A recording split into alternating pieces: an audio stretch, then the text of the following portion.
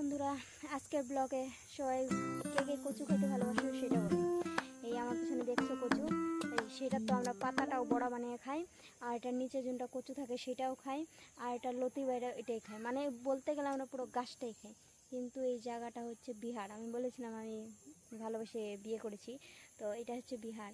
আর আমি হয়েছি বাঙালি। আমার তো কচু দেখে খেতে মন যায়, কিন্তু তারা কচু কিছুই খায় না। এ দেখো কচু কেটে কেটে ফেলে দিয়েছে। আমার মনে এত দুঃখ হয় এগুলো যখন কেটে ফেলে দেয়। আর কচু তো ছাড়ো, এরা যে ক্ষুদ্রা শাক তো চিনোই তোমরা, যে যে খায় চিনতেই পারবে। ক্ষুদ্রা শাক খায় না, ক্ষুদ্রা শাক খায় না তো খায় না। জন্য সজনা থাকে, সজনা চচ্চড়ি খায় না। আমরা সজনা চচ্চড়ি খাই। শস্য একদম পিষে একদম শিল পাটাতে তারা খায় না, শস্য খায় না। তারপরে সজনা চচ্চড়ি খায় না।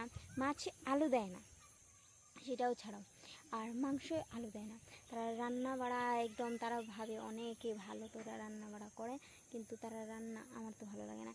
এই দেখো আমার প্রথম আমার ভিডিওগুলো দেখবে আমার মুখটা একদম ফুলানো ছিল, আর এখন আমি শুকিয়ে একদম আমার একদম হাড্ডি উড্ডি বেড়ে গেছে।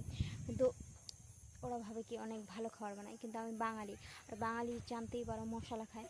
শুকনা মাছ তো তোমরা চিনবাই, কিন্তু এইখানে এসে আমি শুকনা মাছকে সেই শব্দটা না শুনতে পেলাম, না মাছ না মাংস না কিছুই।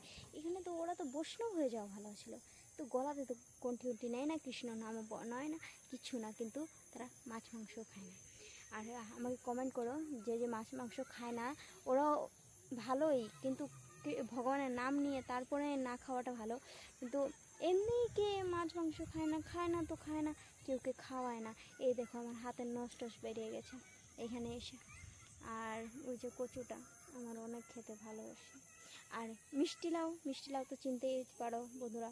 মিষ্টি লাউ যেটা আগা থাকে, আগাকে কী বলো বুঝাতে পারি না, তো ওই আগাটাকে আমি কি সুন্দর করে বানিয়ে খেতাম, সেটাও খায় না। এত বড় হয়েছে আমার এখানে গাছ, আর সেই গাছটাকে কেটে ওরা বলছে ফালিয়ে দেবে। বন্ধুরা কমেন্ট করে বলে দাও এই গাছটা ফালাতো না, আমি এগুলো না খেলে আমি মরে যাব। আমার এগুলো অনেক পছন্দিত জিনিস। এই কচু দেখছো নিচে এই লতিটা বেরোবে না, এই লতিটাকে আমি ইচা মাছ দিয়ে ছোটো ছোটো শুকনো ইচা মাছ দিয়ে আমি এটাকে বানিয়ে খাবো, অনেক ঝাল দিয়ে মরিচ দিয়ে অনেক